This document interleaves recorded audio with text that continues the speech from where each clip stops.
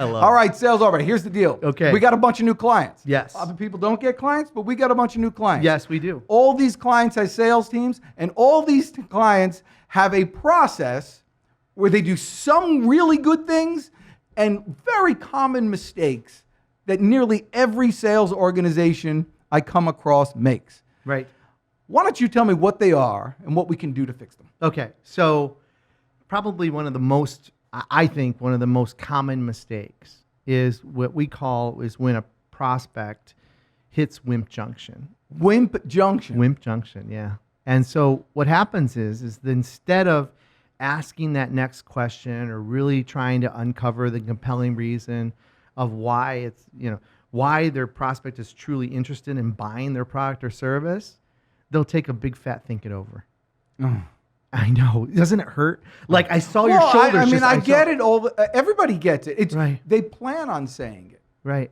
Because even I say it Right. when I'm in front of a salesperson. And then what happens? And then at that moment in time, you have a choice, right? The junior sales rep will take it, and they'll say, and because they want to get out of that call as quickly as possible, they hit Wimp Junction and they take the wrong road, right? And they're completely fine with it, and they're just like, okay. And then the prospect says, "I'll give you a call back," or "I'll call you next week," or "I'll call you on Tuesday," or whatever that sounds like, and they have completely lost control. They've completely lost control of that sales event. So how do we fix that? So here I am.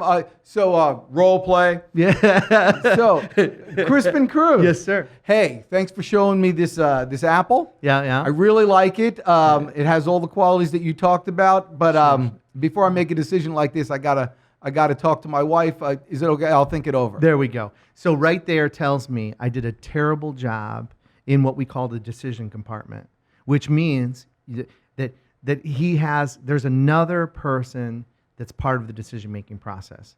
So we have to uncover that early and often, because you don't want to have to resell, your services every single time you walk into a company. You want to be able to make sure that right at the beginning you're finding out who the decision maker is. All right, but listen, for whatever reason, we're here. If you're there, Yeah, so here I am. then you're sucking eggs. I mean, I got to tell you, that's it. I mean, then now you're part of the sales process. Now you're part of the prospect's sales process. Uh-huh. So you hold on for the ride, baby. You're on that roller coaster, and So they're I going to lost take you. control. They're going to take you wherever they want, and it's so hard to go backward in any sales Okay, then let me make system. it easier for you. You know what? Thanks for all the info. I really need to think about it. Yeah. So help me understand, Dan, before we get off the phone. What do you need? What do you need to think about? What did I miss? Really, I don't know. I just don't make decisions like this right away, so I need to think about it. Okay, and it sounds so. Would you mind me saying, because your time is valuable and so is mine, and and I get that, and I don't want to waste it. Mm-hmm. Okay, so doesn't really sound like there's a compelling reason for us to move forward. Oh no, I'm not saying that. I'm just saying that I need to think about it. Okay. There's no compelling reason for me to do it today. Today. Yes. Okay, so how's tomorrow going to change? I'll be able to sleep on it.